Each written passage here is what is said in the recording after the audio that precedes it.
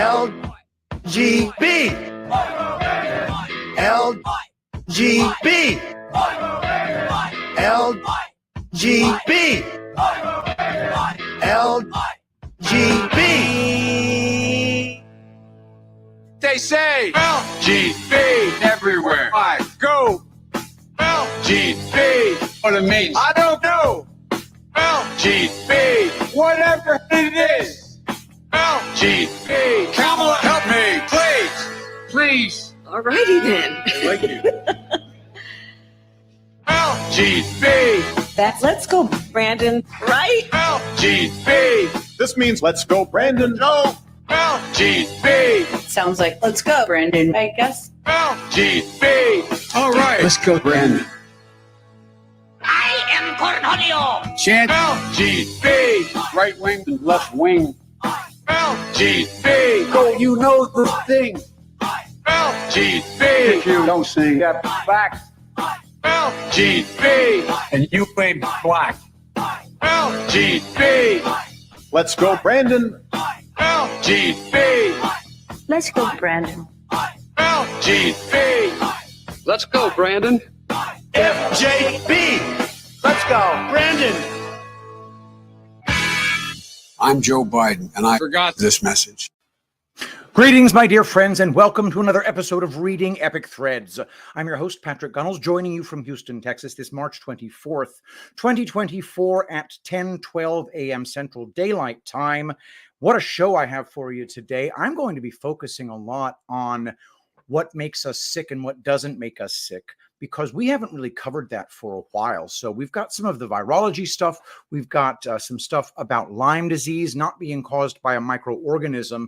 And I want to start by letting you know that my new brand, Epic Minerals, is absolutely changing lives already. My wife, Ashley, says it has removed any trace of her brain fog. And in the truth community, spraying zeolite into your mouth is one of the best ways in the world to detoxify yourself from heavy metals and other toxins. I was just so gratified when I was watching a Dr. Tom Cowan question and answer session. He was talking about various things that people use to detoxify that are methods that are outside of the allopathic model. And one of the solutions that he mentioned as being a valid way, and he's skeptical of everything, a valid way to remove heavy metals is to take zeolite. The particular zeolite here is called clinoptilite. 5 sprays right into your mouth once a day. My wife, Ashley, says it removes brain fog. In general, you are toxic right now from the world around you. Heavy metals and other poisons get binded to by zeolite, and they pass right out of your system. Go to epicminerals.net. That's epicminerals.net. Use promo code Shapiro to pry $1 from my grasping hands. All right.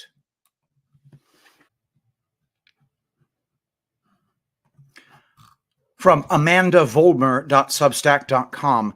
Lyme disease is not caused by a microorganism. It's not the tick's fault either.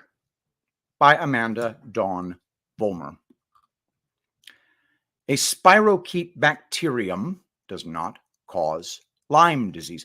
Ticks do not cause disease. They trigger something already underlying. People are bitten by ticks all the time without issue. They either cause disease or they don't. Germ theorists often create another lie to cover this one up, that of immunity, another false concept. That lie was made to hide the truth and sell you the latest money-making vaccine. We do not have an immune system.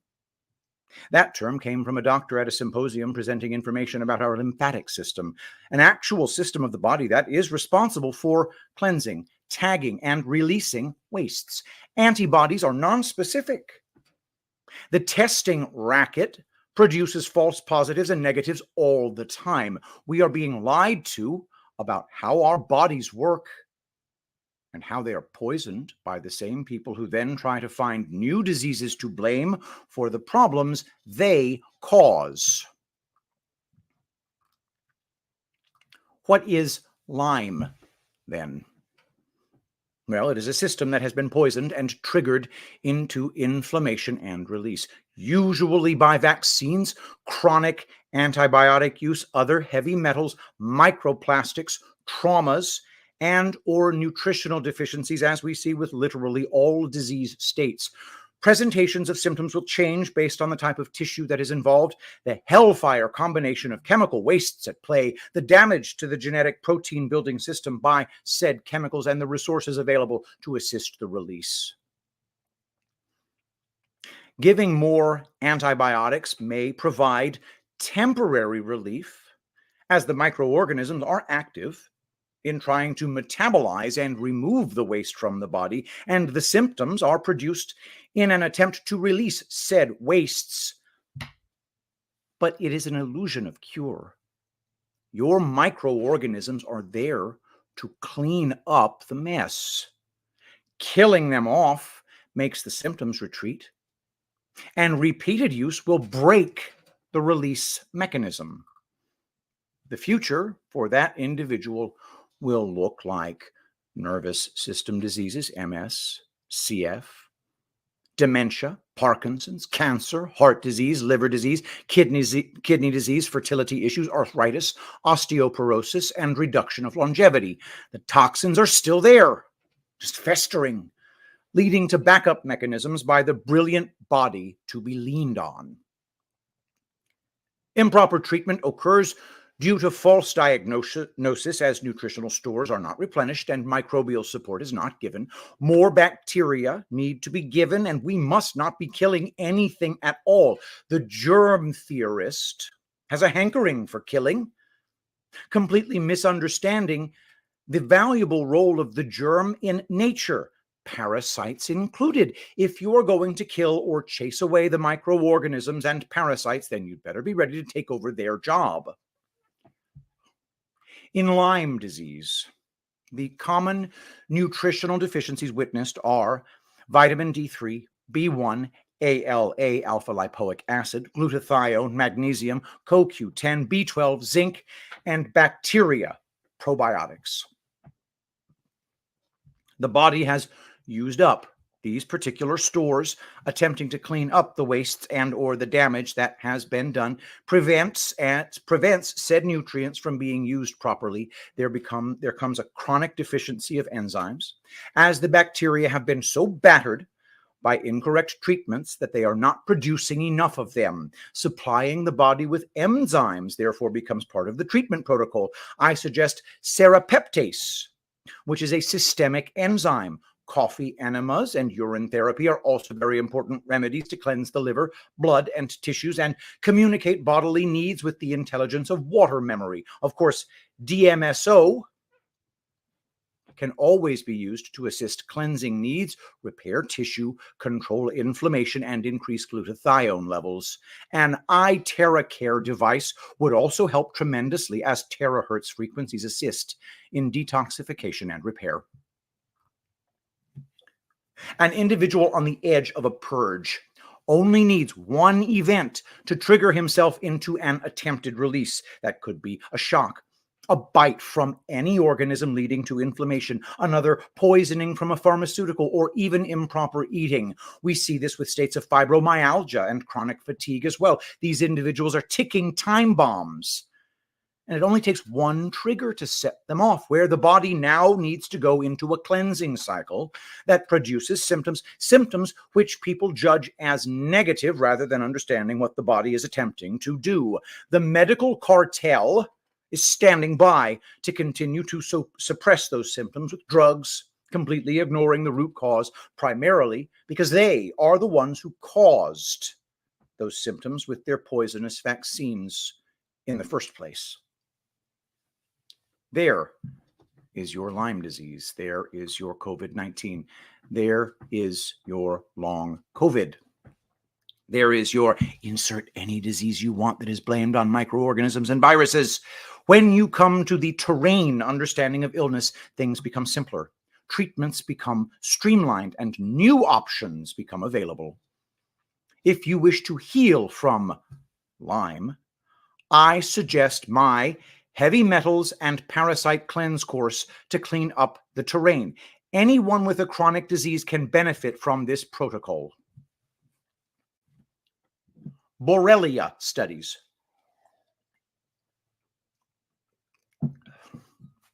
Isolation of Borrelia burgdorferi sensu lato from blood of adult patients with borrelial lymphocytoma, Lyme borreliosis, Lyme arthritis, and acrodermatitis chronica atropicans. Result, quote, Borrelia burgdorferi sensu lato was isolated from the blood of 1 out of 53 patients with borrelial lymphocytoma, 6 out of 176 patients with Lyme neuroborreliosis, 1 out of 13 patients with Lyme arthritis, and 3 out of 200 patients with acrodermatitis chronica atropicans. At the time of the blood culture, erythema migrans was present in 4 out of 11 Borrelia blood culture positive patients, end quote. Isolation of Borrelia spirochetes from patients in Texas. This is from NIH. Results, quote, during this study, blood specimens from 100 patients were cultured for B. burgdorferi. We cultivated spirochetes from 2 specimens, 1 chilled whole blood and 1 frozen clot. A total of 31 skin specimens were placed in culture, resulting in 8 isolates out of 8 out of 31, and spirochetes were observed in 1 of 7. 14% cultured cerebrospinal fluid specimens. Tissues from 2 autopsies, kidney, liver, spleen, lung, and lymph node were submitted, and spirochetes were detected in the liver and spleen of 1 patient. Spirochetes were isolated from 1 of 3 joint fluids, knee, and from the 1 bone specimen that was submitted, wrist, end quote. Here's a summary of the paper on the alleged causative agent, this Borrelia bacterium, causative agent of Lyme disease. The first paper from 1982 describing experiments with the so-called isolated bacterium Borrelia burgdorferi. That's escholarship.org, link in the article. Only epidemiological evidence is referred to as causality. There is no direct evidence that or how the bacterium triggers the symptoms. The clinical symptoms are described as diffuse, an inflammatory disease that is initially noticeable through skin lesions. It was first recognized as a form of inflammatory arthritis in Lyme, Connecticut, although the clinical disease was also observed in other states. In order to prove the causality, experiments were then carried out with 8 rabbits. 30 to 40 ticks were taped to the shaved abdomen of each rabbit. That would be comparable to a person weighing 185 pounds, having over 1,000 ticks stuck to their stomach. After weight comparison, the bacterium was never detected directly in the rabbits, only by means of antibody levels, which are not specific, as the authors themselves show, since the antibody tests always react just in different dilutions. The antibody test used also reacts positively in people who do not suffer from the disease, only in lower concentrations. It is also important that these experiments were carried out without scientific controls, e.g., rabbit ticks without bacteria, same procedure. A pure isolate of the bacterium was not obtained or used, so it is not possible to distinguish whether the clinical symptoms, skin inflammation, were caused by the bite wounds of the ticks or by the bacterium. Willy Bergdorfer, Lyme disease, 1996, quote, laboratory diagnosis of Lyme disease remains problematic. Although Borrelia burgdorferi organisms have been identified in biopsy specimens of erythema migrans lesions, IS, such biopsy is not practical for emergency physicians and many other clinicians. Serologic testing is of very limited value in acute cases, inasmuch as IgM levels do not begin to rise for 2 to 4 weeks following the onset of infection. Immunological tests such as enzyme-linked immunosorbent assay and immunofluorescence assay suffer from poor reproducibility of positive and negative results. Western immunoblotting, however, may be useful in identifying false positive ELISA results. Consequently, currently there is no standard laboratory test diagnostic for Lyme disease, and the diagnosis is best made on clinical and epidemiologic grounds. Chronic Lyme disease may be overdiagnosed, often on the basis of false positive serology, end quote.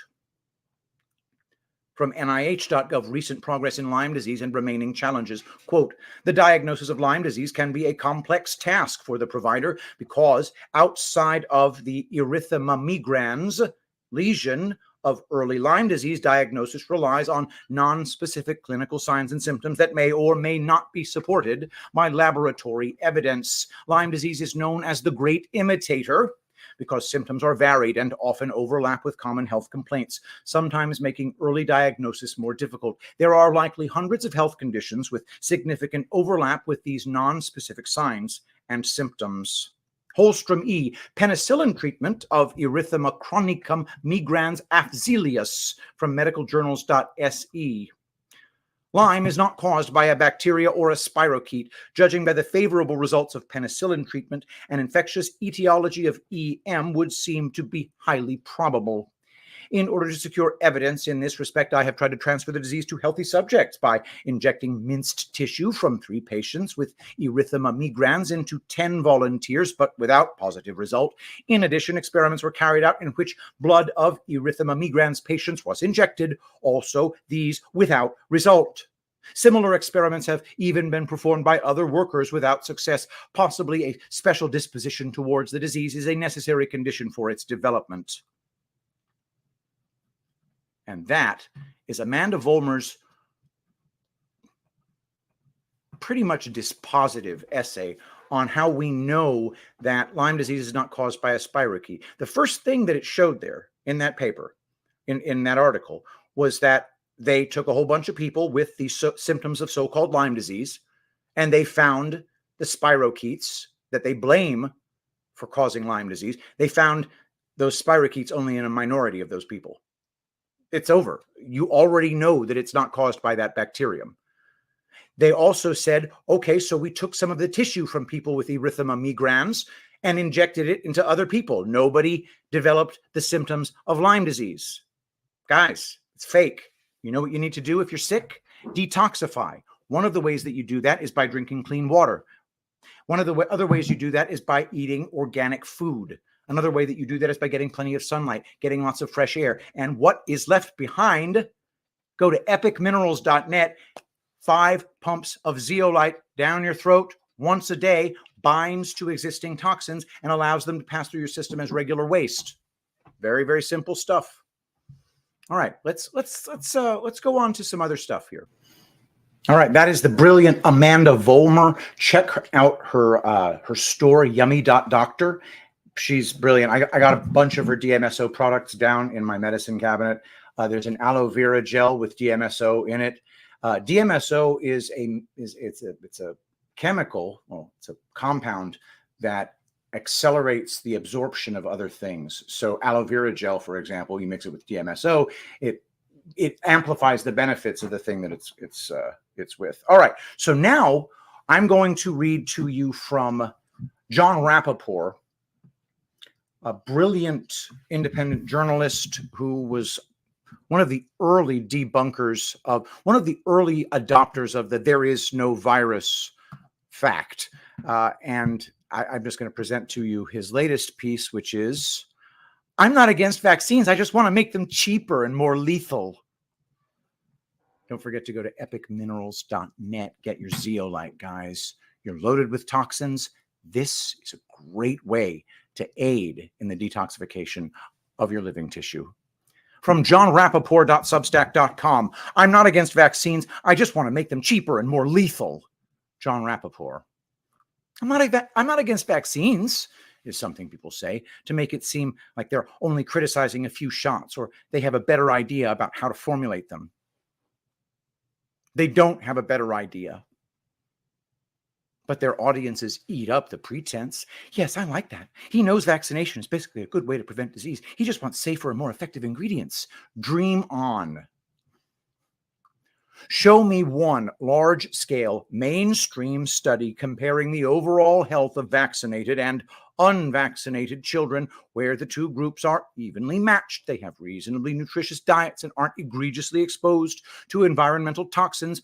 Where is that study of, say, 5,000 kids? Nowhere. After centuries of vaccination. This is called a clue. The CDC would be terrified to conduct the study if they had to. They'd find numerous ways to cheat. They'd have to cheat. Discovering unvaccinated children are healthier, take a look at the Amish, would smash the CDC charade forever. And the rest of the medical cartel dominoes would fall. All the rest of the vaccine propaganda, minus the one crucial study that will never be done, is just pure lying. Tens of thousands, hundreds of thousands of studies and reports and clinical trials, millions of such papers, meaningless. I would compare it to a giant convention of fishermen, millions of them gathered together discussing bait, lines, hooks, rods, boats, lakes, rivers, oceans, and not a single man actually drops a line in water. Well, Dr. Titan, what about the overall health of children who follow the CDC vaccine schedule? Did you say health? We don't measure that. We're interested in the production of antibodies. Another analogy. Vaccinations are like bombing runs. Did the bombs hit the designated target? If so, job well done. No one cares about how many people were injured and killed. You can find all sorts of doctors who level criticisms at certain vaccines, but they never bring up the subject of overall health or that one major study which would determine the human consequences of these shots. Why not? Are they so blind that they never imagine why the study should be done? Are they trying to keep one leg inside the mainstream to preserve their reputations? Are they afraid of losing their audience? Whatever the reason, they appear to have forgotten the very basis of their profession, healing, maintaining the good health of their patients. That's not a good sign. If they did suddenly remember what their work is supposed to be all about, they'd surely want to prove one way or another whether vaccination is a method for achieving health. How is proof gained? By studying children who are and aren't vaccinated, by comparing the overall health of these children. This isn't a hard concept to grasp. Nor is it hard to grasp why this obvious method of comparison has never been carried out properly, because the people who run the show don't want to carry it out. That fact alone should turn on the lights in doctors' minds. But it doesn't. They'll chatter about vaccines from a dozen different angles, but not this one. John Rappaport. That is from John Rappaport, JONRAPPOPORT.substack.com. Subscribe for money if you can. We really are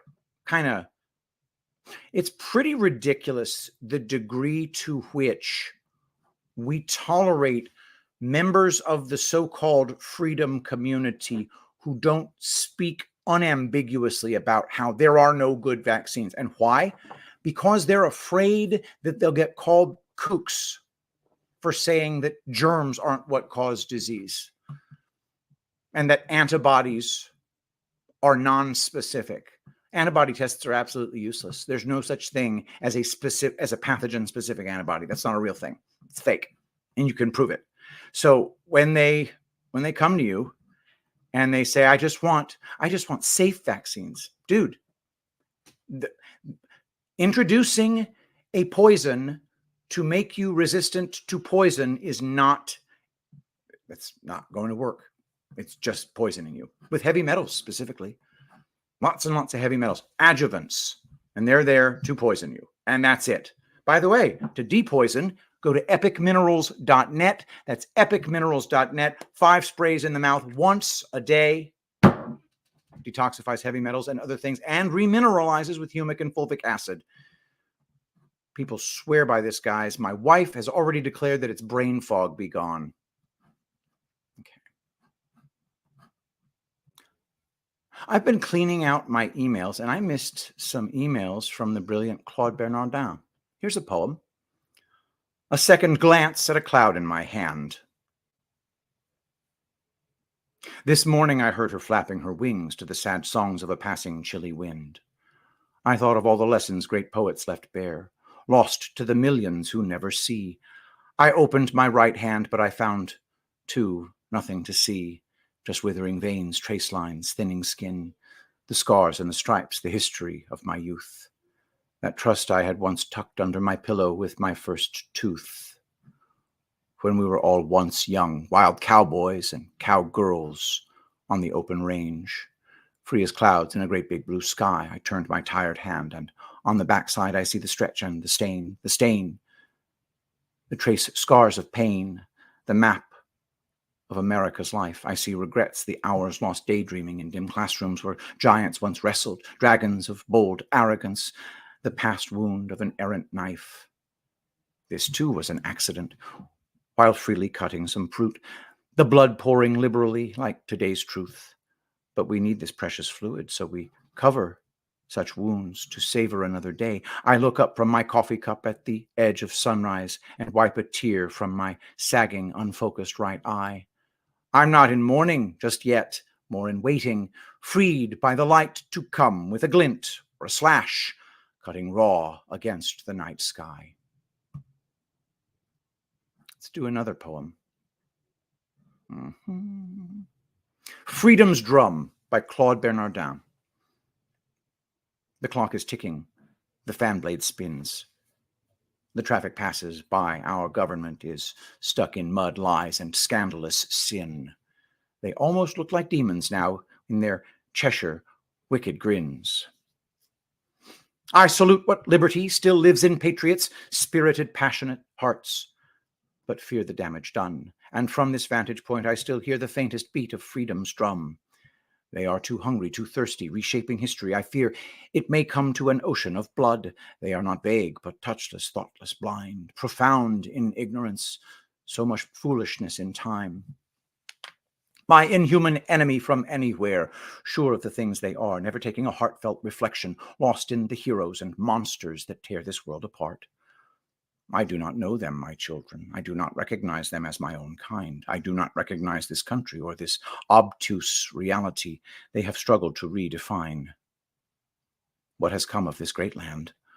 What of the promises, the dreams of each and every hard-working woman and man? No, now I avoid the streets and cities, preferring the peace and beautiful silence of those stars and stripes that still overwhelm me, and I'll stir the embers of dwindling patriotism and cast a prayer to God to set us all free and leave the rest of humanity fate and timeless destiny. And one more from Claude, this one entitled Time. The great Ferris wheel, it's always spinning, sometimes slower, but always moving, looming above the wild circus of weird and wonderful life. I've ridden it on many occasions, and also its thrilling cousin with its maniacal screams and cheap thrills, the sloping and rolling and jostling of up and down, the funhouse clown sticking his grimacing smile in your confused, dizzying haze, the sunlight and whiz and whir. A week splitzes by like a drive straight into the morning sun, a glare, a flash, a second, a shadow, a laugh, a surprise. Your job is to not let go, give in, but hang on for the ride and hold what memory survives deep inside. This, I believe, is the secret of time and the hours that slip by in a life. And one more poem, real quick. Friday. Friday is freedom and faith. Brightly colored beach towels on peeling, salty sea-aired railings, dripping gracefully into a baby blue sky of ocean breeze, laughter, and beer. Thank you, Claude. That's the poet laureate of Reading Epic Threads. I've got a couple more in here, and I'll save them for another stream. Hopefully, I can stop. Hopefully, I'll stop missing these things. Okay, so that's John Rappaport.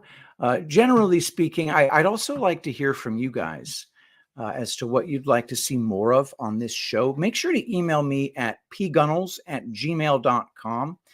I'm feeling rejuvenated, and I really want to take advantage of it. All right, let's go ahead and do. I know what we'll do. All right, that's going to be our show for today. I think I'm going to start incorporating a little bit of interview stuff on this, and I'd like to hear what you guys think would be a good interview guest for this show, because I want to start talking about some of the conspiracy theories that are now known fact. Take weather modification, for example. I'd like to educate myself on that. I'd like to educate myself better on chemtrails. not what we suppose that the chemtrails are, but what we can determine for sure that we're dealing with. I know that the chemtrails do something in our air. I know that they're deliberate, but I need to know more than that. I also want to know what countries get the most chemtrails. I also want to know why it is that the ingredient list on American stuff is so different from the ingredient list in European stuff. So I think I'm going to start doing Reading Epic Threads as an interview show as well, once or twice a week. We need to get that going. So suggestions are always welcome at pgunnels@gmail.com. I'm going to ramp up my content a little bit and get the channel going, P. Gunnels channel going a little bit more. So guys, don't forget to go to epicminerals.net. You can also buy my my Zeolite Extra fulvic acid zeolite spray. You can buy that at epicthreads.tv. You can also get the awesome artisan soaps at epicthreads.tv. And I'm really proud of the collection that we've put together where that's concerned. You can get the fulvic acid here. The artisan soap, guys, gorgeous stuff. Beautifully wrapped. You could smell it through. You could smell it through the paper. Got all these amazing artisan soaps, and we only wash ourselves with these now. These are made by Charity and Laura, Badlanders / Threadheads, Arabian Woods, Pink Grapefruit, Rosy Quartz, Sweet Orange Soap, Sharp Dressed Man bar soap, Lemongrass and Poppy Seed bar soap, Eternal Love, Love at First Sight, Wild Thyme and Heather. Beautiful soaps, guys. And then, of course, we do have a teeny bit of angel paste left. Let's see. I believe it's just the rose that we have now. We have rose, angel paste, miracle cream unscented is now sold out, and angel paste sweet orange. Oh, I think we have a few more of those as well. Okay, well, we've got that going for us. The unscented is completely sold out, and that is going to be the last I sell of it, so it's going on hiatus. Definitely do yourselves a favor. Get your hands on the remaining angel paste, sweet orange and rose infused angel paste. Thank you, everybody, for watching. Let us pray. Saint Michael the Archangel, defend us in battle. Be our protection against the wickedness and snares of the devil. May God rebuke him, we humbly pray. And do thou, O Prince of the heavenly host, by the power of God, cast into hell Satan and all evil spirits who prowl about the world, seeking the ruin of souls. Amen. I love you all. Thank you so much for being here, and I'll see you tomorrow. I will be the greatest president that God ever created.